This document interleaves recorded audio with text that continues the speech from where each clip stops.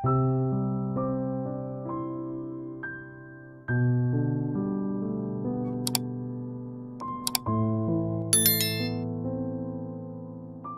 alaihi wasallam, Rasul terakhir. Perhatikan kalimatnya. Nabi Musa li Bani Israel, ya, Nabi Isa li Bani Israel, Nabi Ibrahim kalangan tertentu saja, ya, komunitas tertentu.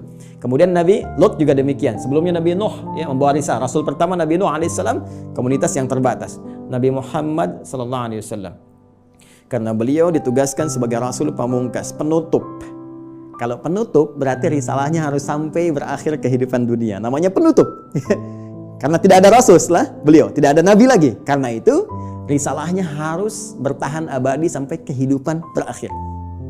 Maka diturunkanlah oleh Allah yang paling spesial.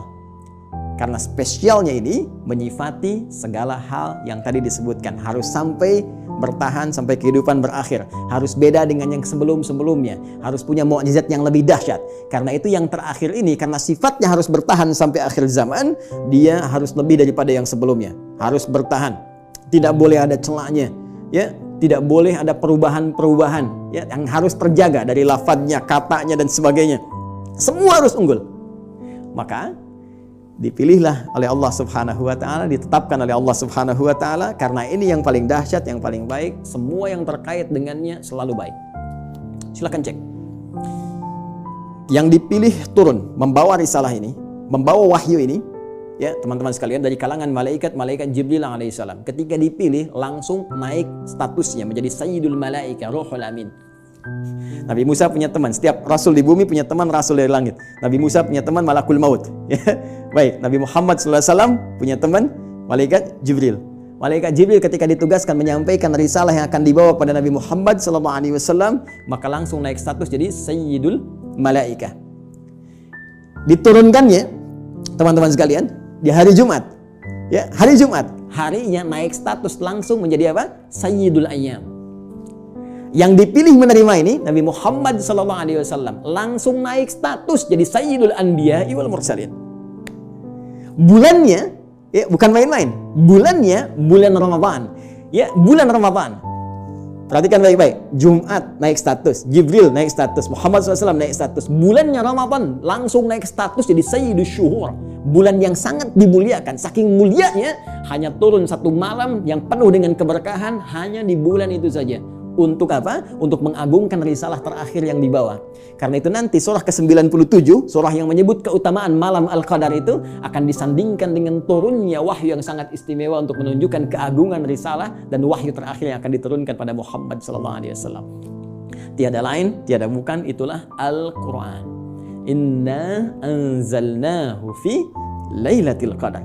Ya, sungguh dengan segala keagunganku aku akan berikan informasi yang sangat dahsyat. Inna, aku tegaskan, aku kuatkan, ya, anzalnahu fi Lailatul Qadar. Kami turunkan Al-Qur'an itu di malam Al-Qadar. Baik, teman-teman sekalian, fokus di sini. Apa kaitan Al-Qur'an dengan hudan itu? Kita kuatkan kembali dengan Quran surah kedua ayat 185. Paling kiri di pertengahan di mushaf standar. Ya. Quran surah kedua ayat 185. Karena yang paling dahsyat, ya, karena ini yang paling istimewa dan untuk seluruh manusia tanpa batasan, maka redaksinya mesti beda. Perhatikan kalimatnya. Syahrul Ramadan alladzi unzila fihil Quran. Ya, di bulan Ramadan yang kalian menunaikan puasa itu, saat itulah diturunkan Al-Quran. Tadi kita katakan, kita sepakati Al-Quran turun di bulan yang sangat mulia yaitu Ramadan. Quran surah kedua ayat 185. Allah perkenalkan nama kitab wahyu, pedoman hidup yang diturunkan pada Nabi yang paling istimewa untuk semua manusia sampai akhir zaman, yaitu Al-Quran. Apa tujuan Al-Quran diturunkan? Teruskan ayatnya. Hudal linnas. Tetap tidak akan terpisahkan dari diksi ini, hudan. Dan dahsyatnya bukan libani kita, li umat kita, linnas. Ini poinnya. Ini bedanya. Kata Allah diturunkan di waktu yang sangat istimewa itu, ya, Al-Quran tujuan utamanya untuk menjadi pedoman hidup. Pedoman hidup. Pedoman hidup artinya pedoman yang dibawa dalam kehidupan. Ya, Anda mau zoom saja sekarang, tak tahu pedomannya, Anda nggak bisa zoom. Itu yang simple. Sekarang Anda mau hidup yang lebih kompleks kita jalani, nggak bawa pedoman, ya nggak, mustahil kita jalani dengan tenang. Mustahil kita akan jalani dengan benar. Ya, jadi ini pedoman kehidupan kita, artinya semua yang dialami dalam kehidupan itu ada di sini sih ya, Al-Quran. Dan dahsyatnya linnas, untuk semua manusia tanpa batas. Perhatikan diksi Al-Quran. Al-Quran tidak menyebutkan bashar, ya, yang menunjuk pada nafsu, kecenderungan bagaimana mengelola nafsu dan bagaimana keadaan tampilan fisik yang baik. Tidak menyebut tentang al-ins, tunggal. Tidak menyebut insan, ya. Tidak menyebut juga Bani Adam, tapi menyebutkan dengan kalimat yang luas sifatnya dengan diksi universal. Linnas, untuk semua manusia yang pernah hidup di bumi. Ya, di era Nabi Muhammad SAW sampai dengan kehidupan berakhir. Jadi ternyata semua misi hidup kita, aktivitas kita, dari bangun tidur sampai dengan tidur lagi, setiap kita beraktivitas, dari semua tantangan yang kita hadapi, baik itu sedang sendiri ataupun sedang berpasangan, berumah tangga, berkehidupan sosial, itu ada di sini semuanya. Baik, mohon izin sampai di sini bisa disimak ya, bisa dipahami. Baik, saya mohon maaf saya terlalu cepat. Al-Imam Syamsi Ali, Al-Ustaz. Tidak, Ustaz. Tidak ya? Masih ada waktu? Masih silakan. Masih, Ustaz, masih. Oh, masih. Karena ini baru mukaddimah ini. Ustaz. Ini semakin haus kita. Baik, mohon maaf Mbak Ima ya, ini baru mukaddimah ini. Kita belum turunkan jadi pedoman. Ya, baik. Jadi sampai di sini teman-teman sekalian, kita bisa memahami bahwa ternyata semua isi kehidupan kita ada di sini. Ya, silakan kalau tidak percaya, kita cek. Ya, mohon izin nggak perlu dicatat ya, karena ini direkam, nanti bisa diulang kembali. Saya baca dengan cepat karena keterbatasan waktu. Ya, bahkan kita dari sejak mulai terlahir, ya, sampai kita wafat, sampai pasca wafat, itu semua diinfokan di sini. Ada semuanya. Dan silakan bandingkan dengan kitab apapun yang ada di muka bumi sampai dengan saat ini. Tidak akan ada yang pernah seperti Al-Quran. Ya, saya berikan 3 saja yang sangat menarik ya. Pertama, seluruh hal yang akan kita alami sudah dirangkum dengan sempurna dalam Al-Quran dan nanti dijelaskan detailnya oleh Nabi Muhammad SAW. Nanti bagian terakhir saya kaji dan kita akan sama-sama nikmati bersama. Ya, saya beri contoh misal, mohon maaf, sejak masa dalam kandungan itu Al-Quran sudah menerangkan. Ya, bagaimana proses yang terjadi dalam kandungan. Detail secara fisiknya, secara umum disampaikan di Quran misalnya surah ke-22 di ayat yang ke-5. Bahkan pergerakan janinnya secara umum, ya, dari mulai kandungan lemah ke berat sampai diisi apa doa yang harus dibacakan, apa yang harus dilakukan supaya nanti bayinya terlahir dalam keadaan baik, disebutkan di Quran surah ke-7 ayat 189. Bahkan diberikan bocoran antara hubungan kita membangun komitmen dengan Allah yang akan menuhankan Allah sejak saat ruh kemudian ditanamkan sampai kita terlahir sampai wafat. Quran surah ke-7 ayat 172. Ketika terlahir, apa yang pertama kali diberikan oleh seorang ibu? ASI pun diberikan dengan tegas langsung. Ya, di Quran surah kedua ayat 233, wal walidatu yurdina auladahunna haulaini kamilaini. Ya, bapaknya dikasih, nih, ini tugas pokok bapak yang baru punya anak. Ini yang harus dikerjakan, ini ibu yang harus dilakukan. Ya, kemudian bergerak dari situ, diberikan pendidikan dini supaya membangun kedekatan dengan Allah, baik terhadap kedua orang tua, punya akhlak yang mulia. Quran surah ke-31 dari ayat 13 sampai dengan ayat 19-nya. Dari situ dia mulai belajar bagaimana cara belajar yang baik, bagaimana memahami, bagaimana bisa kembali mengajarkan itu kepada masyarakatnya. Quran surah ke-9 ayat ke-122.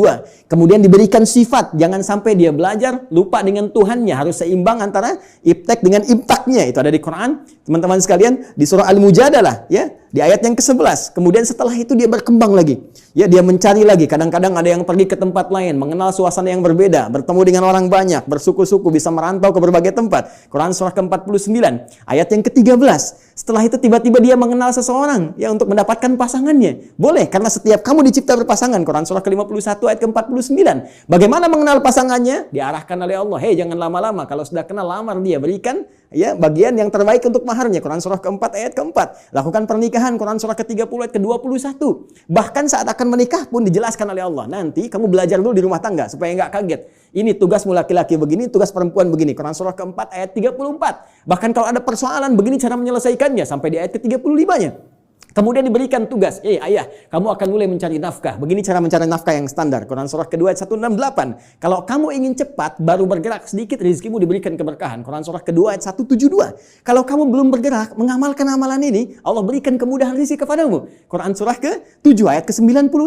Tapi jangan khawatir, ketika engkau bisa mensyukuri semua nikmat itu akan tambah nikmatnya. Quran surah ke-14 ayat ke-7. Tapi kamu jangan lupa, kamu bekerja mungkin akan mengalami tantangan. Ada yang tidak suka, ada yang akan menyingkirkan, menyungkurkan, ada tantangannya. Ya, pelajari dengan sempurna. Ini loh secara umumnya dari mulai ringan sampai berat. Quran surah kedua ayat 214. Ya, kemudian rinciannya Quran surah kedua ayat 155 sampai 157. Cara menyelesaikannya Quran surah ketiga ayat 142. Kalau kamu bekerja, kamu lelah, tiba-tiba kemudian kamu sakit, merasa nggak enak, nyaman, ada zikir Nabi Ibrahim, Quran surah ke-26, ayat ke-80. Kalau penyakitnya berat, kata dokter mustahil sembuh, nggak ada yang mustahil. Amalkan zikir Nabi Ayub, saya sembuhkan seperti saya sembuhkan Ayub. Quran surah ke-21, ayat 83 sampai 84. Tugas seorang istri, ya, bisa merawat anaknya. Kadang-kadang tidak mudah itu semua. Ada yang berkata, bagaimana mendidik dengan baik? Quran surah ke-17, ayat 23 sampai dengan ke-27-nya. Sampai mereka dewasa, sampai usia 40 tahun, masih diberikan amalan untuk bakti pada kedua orang tuanya. Quran surah ke-46 di ayat yang ke-15. Sampai kemudian hidup lebih jauh lagi. Sampai tiba-tiba ada dalam keadaan pikunnya. Ya, Quran surah ke-22 ayat yang kelima itu di bagian bawahnya. Sampai kemudian setelah itu dijelaskan oleh Allah. Kalau kamu akan nanti wafat, pasti kamu wafat. Siapkan cara wafatmu supaya indah. Kamu hidup untuk tenang. Wafat pun harus tenang. Turun Quran surah ke-89 ayat 27 sampai 30. Ya ayat Tuhan nafsul mutmainnah. Kamu saya berikan hidup di dunia untuk tenang. Wafat pun harus tenang. Ya, kemudian setelah itu apa yang terjadi? Anda akan mengalami situasi di alam kubur, dijelaskan lagi, ya, bahkan jelas. Afala ya'lamu idza mu'tarama fil qubur. Setelah itu disampaikan situasi di dalamnya. Bisa kamu siapkan sejak di dunia. Ini loh yang paling bagus. Ada layanan dengan semua keberkahan, kenikmatan, sampai-sampai dia akan menyampaikan kepada orang yang belum wafat. Kalau bisa kerjakan ini, kalau mampu kerjakan supaya kamu cepat nyusul. Di sini enak, lebih enak daripada di situ. Quran surah ketiga ayat 169 sampai dengan 172. Bahkan setelah itu terjadi apa? Dijelaskan lagi. Teman-teman sekalian, muncul surah Al-Qiyamah surah ke-75. Setelah itu dijelaskan lagi. Ya, mau masuk kemana? Ini yang masuk ke surga, ini turunannya. Surga bersama Rasulullah. Quran surah ke-4 ayat 69. Di taman surga. Quran surah 51 ayat 15 sampai dengan ke-23. Surga yang seluas langit dan bumi. Quran surah ketiga 133 sampai dengan 134. Surga yang kelas biasa tapi nikmat. Quran surah kedua ayat ke-25. Supaya kita membawa persiapan untuk mendapatkan itu semua. Kalau gagal pun dijelaskan lagi. Ya, kalau kamu nanti main-main dengan ini semua, hadapi situasi di alam kubur begini, ada ayatnya. Situasi di hari kiamat begini, ada ayatnya. Sampai dengan muaranya pun ada ayatnya. Karena itu, kalau Anda tidak percaya, silahkan cek. Cuma dalam Al-Quran, semua kegiatan kita diatur dengan sempurna. Dan detailnya dijelaskan oleh Rasulullah SAW melalui petunjuk yang bahkan langsung ditegaskan oleh Al-Quran. Buka Quran surah ketiga, ayat 31. Paling kiri sebelah atas di mushaf. Qul in kuntum tuhibbunallaha fattabi'uni. Katakan Muhammad sallallahu alaihi wasallam, jika mereka hamba-hambaku, umatmu mengatakan serius mencintai aku, mencintai Allah, kan berpegang pada kitab Allah, fattabi'uni, maka ikuti semua petunjuk Rasulullah sallallahu alaihi wasallam. Ya, Nabi diutus, diturunkan untuk menyampaikan risalah Al-Quran secara sempurna. Detailnya seperti apa? Digambarkan oleh beliau. Dan dijamin langsung oleh Al-Quran. Surah ke-33. Ayat ke-21. Laqad kana lakum fi Rasulillahi uswatun hasanah. Uswah bisa dibaca dari riwayat Qalun, Warash dengan iswah. Laqad kana lakum fi Rasulillahi iswatun hasanah. Harakat kasrah, harakat dhammah. Kasrah menunjukkan sesuatu yang kecil, ringan, tipis, pecah. Kasrah zujaj, kaca itu pecah sehingga melahirkan pecahan-pecahan yang kecil. Sehingga harakatnya tipis. Dan ya, dhammah, sesuatu yang terkumpul, yang dhamma yang dhammu besar. Ya. Jadi yang melekat pada Rasulullah itu jangankan ya yang besar-besar, yang dahsyatnya, yang sholat malamnya sampai bengkak-bengkak, yang bagaimana pahala dengan sedekahnya, ya luar biasa diberikan, bagaimana perhatiannya pada umat. Bahkan yang kecil-kecilnya pun kalau diikuti akan jadi teladan dalam kehidupan. Jadi uswah itu ya keteladanan yang bila diikuti, yang mengikuti menjadi teladan lagi. Yang saling terwariskan. Jadi ketika kita mengamalkan isi Al-Quran dengan petunjuk yang disampaikan oleh Rasulullah SAW, maka secara otomatis kata Allah, hidup kita pun selain menjadi tenang, nyaman, akan jadi teladan di masanya. Silahkan cek. Nabi wafat, sahabat jadi teladan. Sahabat wafat, tabi'in jadi teladan. sampai sekarang kita kenang. Semua yang mendekat kepada Al-Quran, demi Allah saya katakan, jika mendekatnya dengan cara yang benar, pasti akan mendapatkan semua kenikmatan yang dijamin tadi. Sekarang bagian terakhirnya, mohon izin dengan cepat sekali, bagian terakhirnya, bagaimana kita mengeluarkan petunjuk Al-Quran ini sehingga menjadi pedoman dalam kehidupan. Ternyata sekarang itu begitu mudah. Dulu zaman Rasulullah, sahabat berjuang, ya, mengatasi banyak persekusi, bahkan ada yang dieksekusi dan sebagainya. Bahkan belum ada media seperti sekarang, ya. Ada yang tinggal ngeklik saja keluar informasinya dan sebagainya. Tadi Ustaz Amir Faisal sudah menyampaikan, ya, perjuangannya sangat berat. Tapi yang paling menarik, ternyata dari perjuangan yang sangat berat dan dahsyat itu yang terwariskan pada generasi setelahnya. Zaman sahabat banyak menghafal, mengajarkan, menyebar, tabi'in menghafal dan seterusnya. Itu membawa manfaat yang besar bagi kehidupan kita. Karena semua detil penjelasan dari Al-Quran ini ternyata sudah dirinci langsung selama kurang lebih 23 tahun melalui seluruh keterangan yang melekat pada Rasulullah SAW. Baik dari perkataannya, perbuatannya, tindakannya, sifat, sikap, dan segala bahkan diamnya disebut dengan takrir. Ya, semua yang melekat pada Rasulullah disebut dengan hadis. Jika dipraktikkan dalam kehidupan, jadi jalan kehidupan disebut dengan sunnah. Maka di sini kita mengenal istilah Al-Quran, kemudian sunnah untuk tafsiran segala pedoman hidup yang dipraktikkan dalam kehidupan. Maka teman-teman sekalian, kalau kita rinci penjelasan ini dengan menggabungkan dua saja, menurut langsung perintah Allah Subhanahu wa taala, Al-Quran dan As-Sunnah, kita akan temukan detil pedoman kehidupan kita di sini keseluruhannya. Kalau tidak percaya, sekarang mari kita cek. Ya, ini sudah kita pahami. Gambaran pedoman kehidupan umumnya.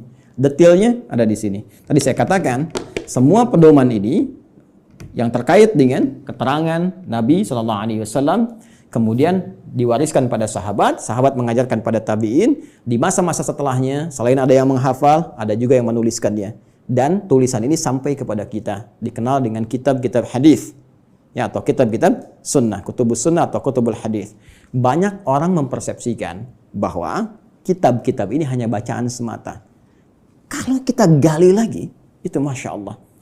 Ya, sampai hari ini saya begitu mengagumi para ulama hadis itu ternyata bukan sekedar mengumpulkan segala yang terkait dengan Nabi, tapi mereka sekaligus menyusun itu semua sebagai pedoman kehidupan untuk kita. Dan dibuat bab-bab sesuai dengan apa yang akan kita jalani dalam kehidupan. Ya, saya beri contoh misal, yang paling populer, ya, Sahih Al-Bukhari. Ya, Sahih Al-Bukhari itu kan nama aslinya, masih ingat? Ya, Al-Jami' As-Sahih Al-Musnad Al-Mukhtasar min umuri Rasulillah sallallahu alaihi wasallam wa sunanihi wa ayyamihi. Ya, coba ulangi. Al-Jami' As-Sahih. Ya, kitab hadis kan umumnya ada 4 kan? Ya, ada Jami', ada Sunan, ada Musnad, ada Mu'jam kan? Ya, dan setiap penamaan ini ada makna. Al-Jami' itu kumpulan yang komprehensif. Umum, sifatnya masih luas, ya, mencakup segala aneka kegiatan. Baik. Kalau sudah sunan, itu kitab fikih, ya, hadis yang disusun dengan urutan fikih. Jadi kitab hadis disusun dengan urutan fikih. Sunan Abu Daud, fikih, bab taharah, seterusnya sampai dengan selesai. Taharah, salat, puasa, dan seterusnya. Ya. Musnad disusun berdasar periwayatnya. Anda ingin belajar berapa hadis dari Sayyidah Aisyah, pengen seperti Sayyidah Aisyah, keluarkan dari Musnad Sayyidah Aisyah.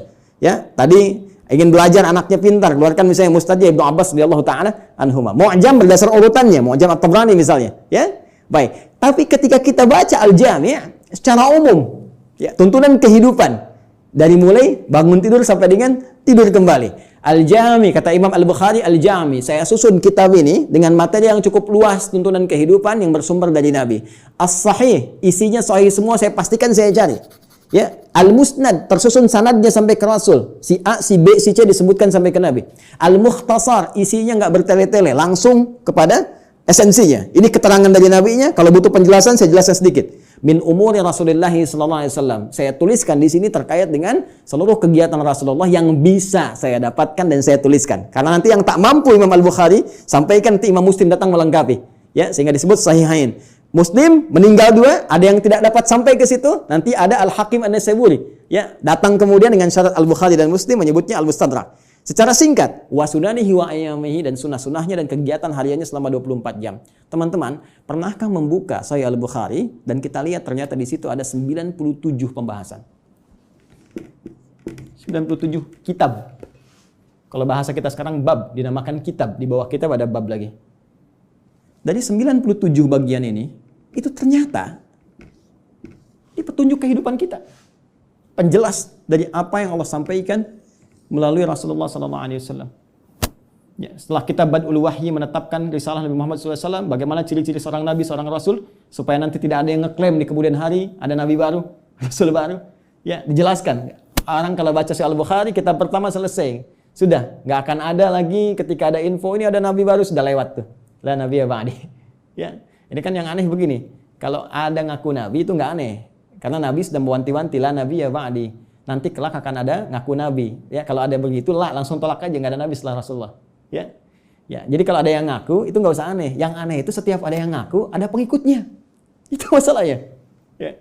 Jadi kalau kita belajar bab pertama selesai, menetapkan risalah Nabi, ya. Dan ini pun dahsyat. Di antara maksudnya untuk memberikan kekuatan argumentasi bahwa semua keterangan ini disampaikan oleh seorang yang mendapatkan risalah langsung dari Allah, yaitu Nabi. Buktinya begini. Dan Kitabul Iman ada 57 hadis. Anda sering bertanya, iman saya sering naik turun, kayak lift.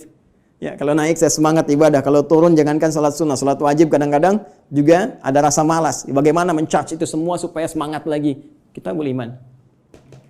Kitabul Ilmi, ya, Ustaz Amir Faisal, putranya mau belajar melanjutkan ke Mesir, ya, dan teman-teman yang lain, ada Kitabul Ilmi setelahnya.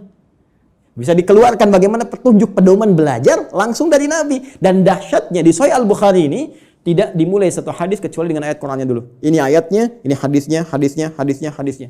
Silahkan cek. Kitabul Bai', teman-teman yang pebisnis. Ya, silahkan. Yang berniaga, yang berbisnis, keluarkan Kitabul Bai'. Kitabul Tijarah. Ya, kitabnya Kitabul Bai', turunannya turunan tentang bisnis. Di pemerintahan, diplomasi, birokrasi, Kitabul Imarah. Ya, sekarang masa pandemi, ya teman-teman keluarkan ada Kitabul Waba, tentang bab wabah, taun. Ada semua. Dan kalau kita jeli lihat lagi, demi Allah saya katakan, hanya di Islam yang semua tuntunan kehidupan dari bangun tidur sampai tidur lagi ada pedomannya. Silahkan cek. Ya, bangun tidur ada doanya. Silahkan cek. Bandingkan dengan keyakinan manapun. Cuma di Islam. Ini kita dalam konteks ilmiah ya, sedang berargumentasi. Jadi kalau nanti di soal kita berargumentasi. Ya, jangan diadukan, tapi kita didiskusikan. Ya, baik. Sekarang lihat, bangun tidur ada doanya. Ya, dan doa itu jangan salah. Doa itu bukan kalimat formalitas yang kita ucapkan untuk menjadikan sesuatu hanya sebagai ibadah semata. Bukan hanya itu. Tapi isi doa itu pedoman bagaimana kita menjalaninya. Bangun tidur apa yang harus dilakukan? Ya, buka misalnya di Abu Daud. Nomor hadis 1367 dari Ibnu Abbas radhiyallahu taala anhuma ketika menginap di rumah Sayyidah Maimunah radhiyallahu taala anha. Beliau menyimak Nabi bagaimana Nabi bangun di malam hari untuk mengikuti salat malamnya. Kata beliau, kana Nabi sallallahu alaihi wasallam idza staiqadha min naumi, adalah kebiasaan Rasulullah SAW apabila bangun dari tidurnya. Fajalasa, beliau duduk sebentar. Famasaha biyadihi min athari naumi, kemudian menghilangkan bekas ngantuk dengan tangan yang beliau duga bersih. Ya, jadi dihilangkan dulu. Jadi bukan langsung baca doa saat ngantuk begini. Bangun jam 3:30 masih ngantuk begini. Ketika sadar lagi jam 6 udah hilangkan lu ngantuknya. Baru setelah itu faqara akhirah khawatim surah Ali Imran, membaca 10 ayat terakhir surah Ali Imran, baru baca doa. Alhamdulillahilladzi ahyana ba'da ma amatana wa ilaihin nusyur. Ditegaskan lagi nanti di Al-Bukhari itu, nomor hadis 181 nanti, ya. Oleh siapa? Mu'adz bin Jabal, ya, dan Jundub bin Junadah. Nanti menyampaikan risalah hadis terkait doa bangun tidur. Bukankah isi doa bangun tidur itu pedoman kehidupan? Silakan cek lagi. Alhamdulillahilladzi ahyana ba'da ma amatana. Saya bersyukur padamu ya Allah yang telah memberikan kesempatan kembali pada saya untuk menjalani kehidupan. Padahal engkau bisa wafatkan aku dalam tidur tadi. Ya. Wa ilaihin nusyur. Perhatikan, sering diterjemahkan dengan dan kepadanya akan kembali. Hei kawan, nusyur dari kata nasyara, artinya beraktivitas untuk mencari bekal pulang. Ya, Anda menyebar. Yang dari Makassar, dari Sumatera, dari Papua, dari Kalimantan bisa datang ke Jakarta untuk mencari bekal supaya bisa mudik pulang. Ramadan pulang mudik. Itu bahasa Arab disebut dengan nasyara yansyaru. Kalau menyebar luas disebut intasyara yantasyiru. Menyebar. Untuk pulang kampung. Kita pun akan pulang. Ya. Teman-teman, mudik itu yang kita lakukan setiap tahun, ya kan? Itu kan bahasa Arab jelas. Ya. waktunya disebut mi'ad, tempatnya disebut ma'ad. Kita itu pulang kepada Allah. Quran surah 3 ayat 9. Innallaha la yukhliful mi'ad. Pasti kita pulang. Allah nggak mungkin menyalahi janjinya. Tempatnya disebut dengan ma'ad, tempat pulangnya. Ibnu Qayyim al-Jauziyah punya kitab Zadul Ma'ad. Kita pasti pulang. Karena itu saat bangun dari tidur kita berjanji kepada Allah, ya Allah, hari ini saya akan cari bekal lebih baik daripada hari sebelumnya. Supaya kalau saya pulang hari ini, keadaan pulang saya lebih baik, ya Allah. Makanya diajarkan sebelum tidur kita evaluasi diri. Nabi, evaluasi hari ini apa yang dikerjakan. Besok merencanakan. Turun Al-Insyirah surah ke-94 itu. فَإِذَا فَرَغْتَ فَانْصَبَ إِلَىٰ رَبِّكَ فَرَغَبْ. Ya, disiapkan dari sekarang. Apa yang mau dikerjakan besok? Ayo teman-teman, saya cek ya. Jangan-jangan selama ini kita pun belum siap mengerjakan apa yang kita lakukan besok. Untuk waktu Indonesia, di Amerika mungkin masih pagi, kan? Saya tanya pada Anda mau baca Quran berapa halaman hari ini? Berapa ayat? Mau sedekah berapa banyak? Mau tahajud jam berapa nanti? Ya, kadang-kadang luput dari kita, malamnya kita koreksi. Makanya Nabi istighfar sebelum tidur. Mengoreksi, Nabi aja yang ahli surga. Tempat terbaik, manusia paling mulia, paling takwa. Yang dilepaskan semua bebannya saat di akhirat, diberikan surga sampai beliau mengatakan saya puas. Wala saufa yu'tika rabbika fatarda. Wala saufa yu'tika rabbuka fatarda. Itu masih istighfar kepada Allah. Saya, Anda, kita siapa? Nabi bukan, Rasul bukan, gak ada jaminan surga untuk kita. Kenapa kita nggak evaluasi keadaan hidup kita? Dan kita melupakan kematian, bahkan kita akan pulang. Pernahkah kita terbayang bahwa saat malam nanti tertidur, mungkin itu kehidupan kita yang terakhir untuk kita kembali? Karena itu kita siapkan, kalau saya besok bangun lagi, ya Allah, saya ingin sholat saya lebih baik daripada sebelumnya. Saya ingin jamaah nanti jam sekian. Ya Allah, saya ingin sedekah besok. Ya Allah, saya ingin baca Al-Quran. Supaya kalau saya meninggal pada saat itu. Dan karena itu, ajal dirahasiakan. Supaya kita siap kapan pun pulang. Karena itu jangan coba-coba ketika Anda terfikir berbuat maksiat, bayangkan seketika wafat. Maka dari itu Anda berjanji saat bangun, saya akan jadi orang lebih baik dibandingkan dengan hari yang kemarin. Itulah sebabnya muncul mahfuzat. Ini bukan hadis ya. Orang yang hari ini ya lebih baik daripada hari kemarin, orang yang beruntung, ya kan? Orang yang sama dengan yang kemarin, orang yang rugi. Orang yang lebih buruk daripada kemarin, orang binasa. Itu mahfuzat, terambil dari nilai hadis tadi. Itu baru bangun tidur. Silahkan cek. Mau makan ada doanya, mau minum ada doanya, berpakaian ada doanya, masuk toilet pun urusan yang sederhana ada doanya. Bahkan langkah kakinya diatur, masuk kiri keluar kanan. Beda dengan masjid, masuk kanan keluar kiri, doanya berbeda. Bangun tidur sampai tidur lagi, pedomannya lengkap semua. Pertanyaan saya, dari sekian banyak kebaikan yang telah Allah tampilkan kepada kita, berapa yang telah kita keluarkan dalam kehidupan? Saya punya dugaan yang kuat, jangan-jangan persoalan kehidupan di muka bumi ini tak mampu kita tuntaskan, bukan karena kita nggak pintar. Mohon maaf, bukan karena kurang gelar. S1, S2, S3, sampai dapat gelar, misalnya pengajaran tertinggi, profesor, dan sebagainya. Bukan karena kurang harta. Tapi mungkin Anda kurang dekat dengan Allah. Kita kurang baca pedomannya. Kurang takwa. Semua kesimpulannya mengerucut kepada takwa. Takwa membangun kedekatan yang paripurna dengan Allah. Karena itu banyak ibadah diarahkan kepada takwa. Puasa la'allakum tattaqun. Salat dibuka dengan takwa. Hudal lil muttaqin alladzina yu'minuna bil ghaibi wa yuqimunas shalah. Haji takwa. Wa tazawwadu fa inna khairaz zadi taqwa. Wa may yattaqillaha yaj'al lahu makhraja wa yarzuqhu min haitsu la yahtasib. Itu puncaknya. Siapa yang mampu mendekatkan diri kepada Allah Subhanahu wa taala dengan takwanya, dengan menjalankan semua isi pedoman-pedoman yang Allah turunkan, maka Allah akan lepaskan dari semua kesulitan hidup, bahkan mengirimkan rezeki dari sisi yang tidak dia duga. Inilah pedoman kehidupan kita, inilah Al-Quran, dan inilah jalan yang tidak mungkin kita hindari, karena ini satu-satunya pedoman yang bisa mengantarkan pada kenikmatan di 3 alam. Dunia, alam kubur, sampai akhirat.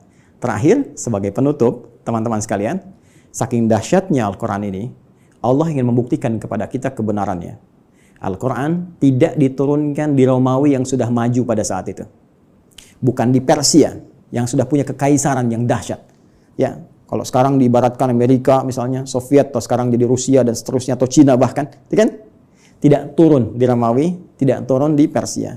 Tapi Allah turunkan di tempat yang paling jauh dari segala titik kemuliaan.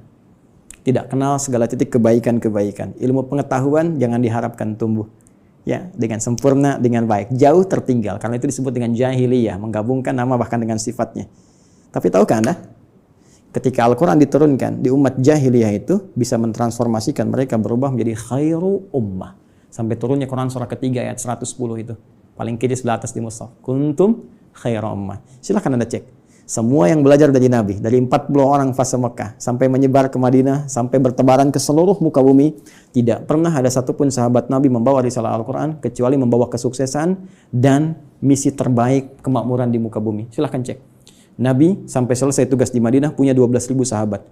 Punya 38 panglima dari 12.000 itu. Kekuatan satu panglimanya bisa menaklukkan Persia dan Romawi. Ya, bisa mengalahkan segala jenis racun. Setiap satu sahabat ekspedisi menjadikan Islam terbawa dengan warna yang sangat indah, diterima bahkan tanpa kecamuk peperangan yang berarti. Amr bin As ekspedisi dari Afrika Utara sampai dengan ke Syam. Sekarang cek, Mesir, Libya, Tunisia, Maroko, Aljazair sampai dengan ke Syam. 4 negara sekarang. Ya, Libanon, Palestina, kemudian Yordania, kemudian Syria. Silahkan cek, Muslim yang baik. Sa'ad bin Abi Waqqas, ya, waktu ikut ekspedisi mau ke Cina, singgah di Baros, 414 km dari kota Medan. Jadinya Nusantara. Indonesia, Malaysia, Filipina bagian selatan, Thailand selatan, Brunei Darussalam, ya, Masya Allah Rakhin, sukunya dari Rakhinya itu yang sekarang, semua indah, baik. Di mana kita sekarang? Dan keilmuannya nggak nanggung, silahkan cek. Ya, Al-Ghazali, Al-Battani, Al-Kindi, Al-Farabi, ya, silahkan cek. Semuanya sukses. Jadi mau jadi ilmuwan, sukses. Mau jadi diplomat, sukses. Jadi birokrat, sukses. Semua itu tercantum dalam Al-Quran. Dan satu-satunya kitab yang tidak pernah mengalami perubahan. Zaman Abu Jahal dulu dibaca Alif Lam Mim, sekarang pun tetap Alif Lam Mim. Silakan, strukturnya sempurna, segalanya sempurna. Itulah Al-Quran. Tinggal pertanyaannya, tantangan langsung dari Allah, sejauh mana kita bisa meyakini semua ini untuk menerapkan pedoman tadi, mempelajarinya, mengamalkannya dalam kehidupan kita sesuai dengan kebutuhan kita. Membaca baik, memahami mulia, menghafalkan dahsyat. Tapi intinya tidak harus dituntut untuk bisa memahami seluruh isinya. Cukup Anda sekarang, maaf sekali, yang pokok apa? Bawa itu semua. Sekarang tugas dunianya apa? Passionnya apa? Keluarkan petunjuknya, lihat Qurannya, lihat hadisnya, dalami itu, amalkan. Setelah itu, perhatikan, bedakan rasanya, rasakan bedanya, pasti akan terasa bedanya. Dan dahsyatnya Al-Quran bisa menjadikan tausiah yang 20 menit sampai 60 menit. Baik, saya kira itu dulu sebagai pengantar. Ya, Ustaz Syamsi Ali, maafkan saya kalau terlampau luas waktu yang saya gunakan. Mudah-mudahan ada manfaat yang didapatkan. Nanti kalau lain waktu kita bisa ketemu kembali, kita akan belajar tentang cara langsung dari Al-Quran, bagaimana menanamkan Al-Quran dalam diri kita supaya mudah dibawa dalam kehidupan. Karena jangan salah, ini ahli Quran pun dibagi 3 lagi nanti di Quran surah ke-35 Fatir di ayat yang ke-32. Ada orang ahli Quran zalim, wa minhum zalimun li nafsi. Ada yang paket hemat, bisa untuk dirinya belum bisa berbagi. Wa minhum muqtasid, ya. Dan yang terbaik, bagaimana ahli Quran menebar kebaikan di sekitarannya. Ya, wa minhum sabiqum bil khairat biidznillah. Terima kasih, semoga bermanfaat. Subhanakallahumma bihamdika asyhadu an la ilaha illa anta astaghfiruka wa atubu ilaik. Assalamualaikum warahmatullahi wabarakatuh.